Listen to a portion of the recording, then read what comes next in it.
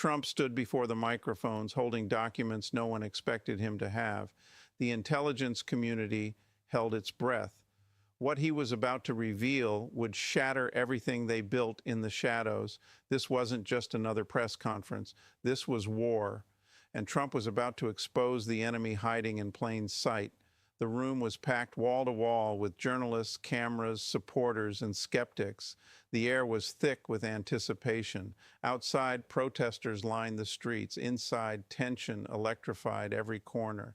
Trump entered from the right side of the stage, his signature red tie cutting through the ocean of dark suits and flashing lights. His stride was confident, commanding, deliberate. Every step echoed, every eye locked onto him.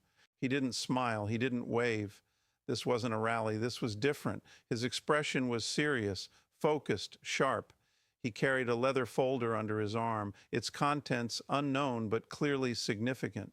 The podium stood center stage, flanked by American flags that hung motionless under the weight of what was about to unfold.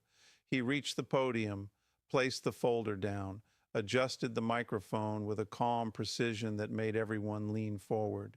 His eyes scanned the room, meeting the gaze of reporters who had spent years questioning him, doubting him, mocking him. Not today. Today, he held the cards.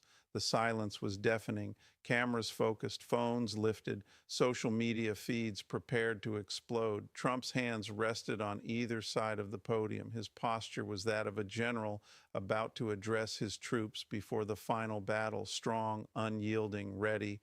He took a breath. And then he began. Ladies and gentlemen, what I'm about to show you will change everything you thought you knew about the people running this country. The room erupted in whispers. Trump didn't flinch. He opened the folder. For months, mainstream media pundits dismissed Trump's warnings as conspiracy theories. They laughed. They rolled their eyes. They hosted panels with so-called experts who assured viewers that Trump was grasping at straws, desperate for relevance, clinging to outdated narratives. CNN anchors smirked during primetime segments. MSNBC hosts crafted elaborate monologues painting Trump as paranoid. The New York Times ran op-eds declaring his claims baseless. Behind closed doors, intelligence officials exchanged confident emails. They believed they were untouchable, protected by bureaucracy, layers of classification, and a media willing to run interference. They had weathered storms before. This would be no different, or so they thought. Democratic senators prepared rebuttals in advance, anticipating vague accusations they could easily dismiss. They coordinated talking points, scheduled interviews, mobilized surrogates to flood cable news with narratives of distraction and desperation. Political analysts predicted Trump would make bold claims without evidence, allowing them to discredit him within hours. They had the playbook ready: attack his credibility, question his sources, demand proof while simultaneously claiming he was dangerous for asking questions. But none of them knew what was in that folder. None of them anticipated the depth of his preparation. Trump had been silent for weeks, letting them grow comfortable, letting them believe they had won. He studied their patterns, their communications, their arrogance. He gathered allies in unexpected places, people within the system who were tired of the corruption, whistleblowers who risked everything to bring truth to light. The media expected another rant. The intelligence community expected empty accusations. Trump's opponents expected theatrics without substance. They were all about to be proven catastrophically wrong. The cameras zoomed in as Trump's fingers traced the edge of the first document. Trump lifted the first page into view. The cameras struggled to focus on the text, but the header was unmistakable: classified, eyes only. The timestamp dated back years, buried deep within agency archives, never meant for public consumption. His voice cut through the silence like a blade. This document, obtained legally through patriotic Americans who believe in transparency, reveals a coordinated effort by multiple intelligence agencies to undermine a sitting president. Gasps rippled through the crowd. Trump didn't pause. He continued, his tone steady, measured, devastating. They spied on my campaign. They fabricated evidence. They leaked false information to friendly media outlets who printed it without question. And when that didn't work, they tried to sabotage my administration from within. He placed the first document down and lifted another. Here's an internal memo from 2016 detailing plans to use foreign intelligence contacts to create a narrative of collusion, not because there was evidence, but because they needed a story. Reporters frantically typed. Producers shouted into earpieces. Cable news split screens showed anchors frozen mid-sentence. Trump held up a third page. And this is a communication between high-ranking officials discussing how to manipulate classified briefings to make me look incompetent. They weren't protecting national security. They were protecting their power. His eyes blazed with controlled fury. They thought I would never find out. They thought their secrets were safe. They underestimated the American people, and they underestimated me. He spread several documents across the podium, each one a damning piece of a massive puzzle. Names were redacted in some places, but context was clear. Timelines matched, patterns emerged. The plot wasn't theoretical. It was documented, provable, undeniable. Trump pointed to specific sections calling out dates, agency codes, operational names. Operation Crosswind, Operation Silent Thunder, code names for political sabotage disguised as intelligence work. The room was spinning. This wasn't speculation. This was evidence, and Trump was holding all of it. The reaction was instantaneous and explosive. Cable news anchors stumbled over words, their scripts suddenly useless. Producers scrambled to fact-check in real time, but the documents were legitimate, the sources credible. Panic spread through newsrooms like wildfire. In Washington, phones lit up. Congressional offices erupted in chaos. Senators who had mocked Trump hours earlier now faced cameras demanding their response. They had none.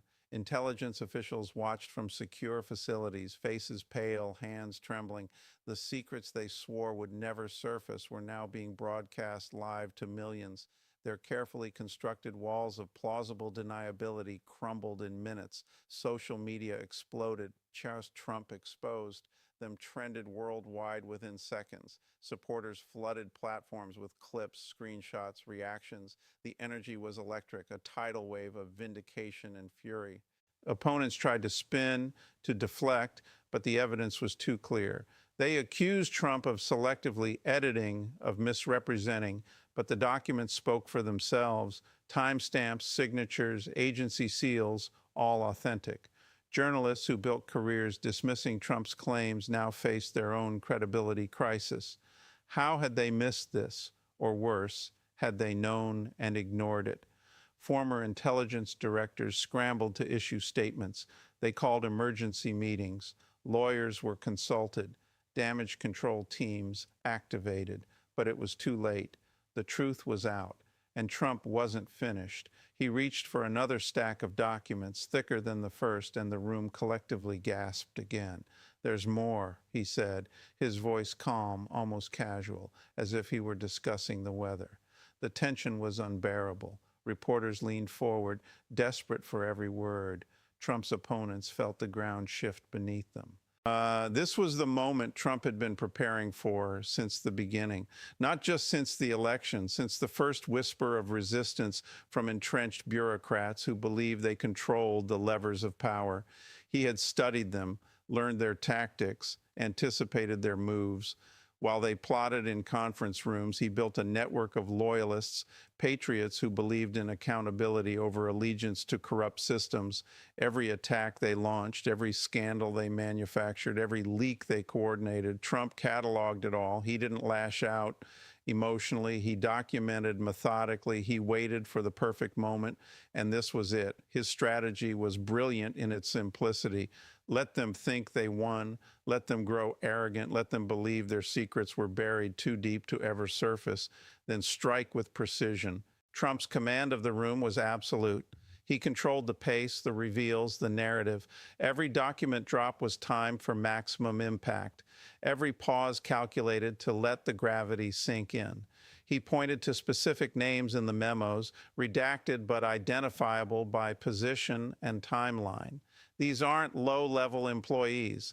These are senior officials, people trusted with protecting our nation, who instead weaponized their authority for political gain. His voice didn't rise. It didn't need to. The facts were devastating enough. He explained complex intelligence procedures in simple terms, making it accessible to everyday Americans watching at home. He connected dots, linked timelines, showed patterns that couldn't be coincidental. This wasn't a rant. It was a masterclass in exposure. Trump's genius was on full display. He didn't just accuse, he proved. He didn't just claim, he showed. Document after document, fact after fact, the case built itself. His opponents had no defense. The media had no counter-narrative. The intelligence community had no safe haven. Trump had dismantled their entire operation in less than 20 minutes, and he still wasn't done. Just when the audience thought they had seen everything, Trump paused. He looked directly into the cameras, a slight smile forming at the corner of his mouth. Now, I know what some of you are thinking. You're thinking, how did he get these documents? How did classified materials end up in his hands? The room held its breath. I didn't steal them. I didn't hack them. I didn't break any laws. He let the silence hang. They were given to me by patriots, by men and women inside these agencies who are sick of the corruption, who took an oath to the Constitution not to corrupt officials. The twist landed like a bomb. Whistleblowers, plural, not one disgruntled employee. An entire network of insiders who had been feeding Trump information for months, maybe years. The intelligence community's worst nightmare wasn't an external threat. It was betrayal from within. Trump continued, his tone almost sympathetic. These brave Americans risked their careers, their freedom, maybe even their lives because they believe in something bigger than themselves. They believe in truth. He held up another document, this one different from the rest. And here's the kicker. This memo, dated just 3 weeks ago, shows that even after everything that's happened, they're still plotting, still scheming, still trying to manipulate the system. Jaws dropped. It wasn't just historical corruption. It was ongoing, active, current. Trump had proof that the conspiracy didn't end when he left office. It continued, targeting him, targeting his allies, targeting anyone who threatened their power. The implications were staggering. This wasn't just about the past, it was about right now, and Trump had forced them into the light. Outside the venue, crowds that had gathered to watch on big screens erupted in cheers. MAGA hats filled the air, flags waved, chants of USA, USA thundered through the streets. Social media became a celebration. Supporters who had been called conspiracy theorists for years suddenly had validation. Every suspicion, every doubt, every question they raised, vindicated in one press conference.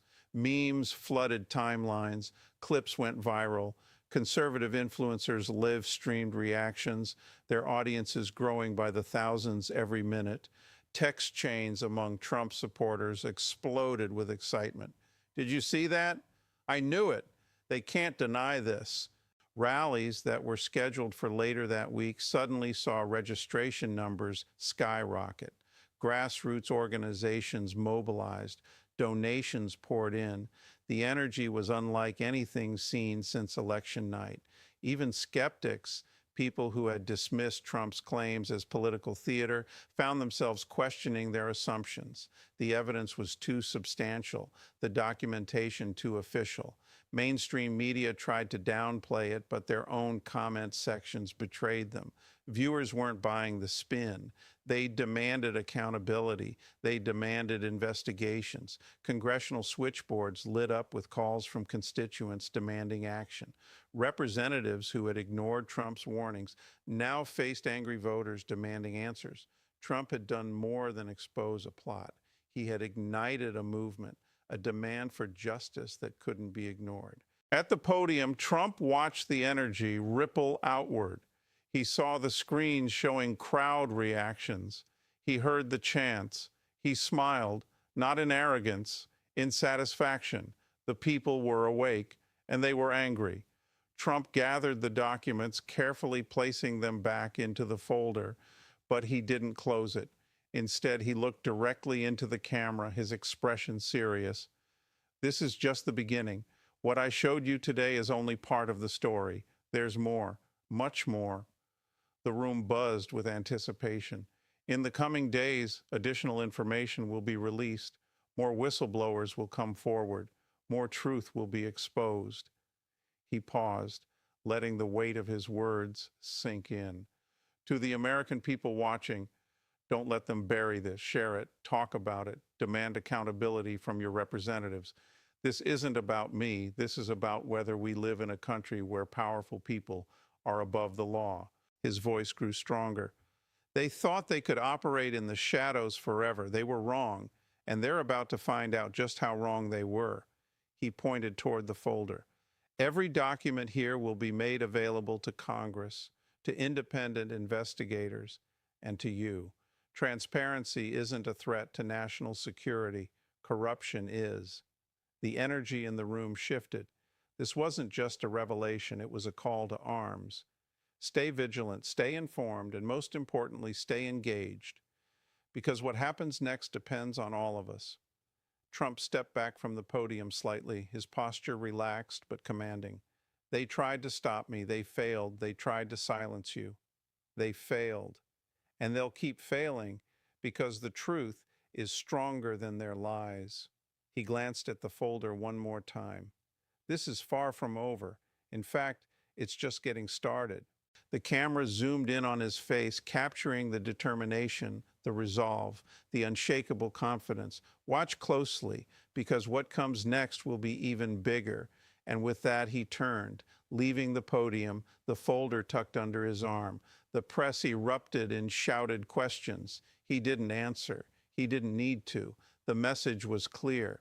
Trump walked off the stage with the same confident stride he entered with. Behind him, chaos erupted. Reporters shouted over each other, desperate for more answers. Producers barked orders into headsets. Social media timelines moved so fast they were unreadable. But Trump was already gone. His job was done. The evidence was public. The plot was exposed. The conspirators were scrambling. In one press conference, he had shattered years of lies, dismantled carefully constructed narratives, and forced the truth into the open. The intelligence agencies that thought they were untouchable now faced the very scrutiny they had worked so hard to avoid. The media that had dismissed him now had to reckon with undeniable facts. The politicians who had mocked him now faced constituents demanding answers.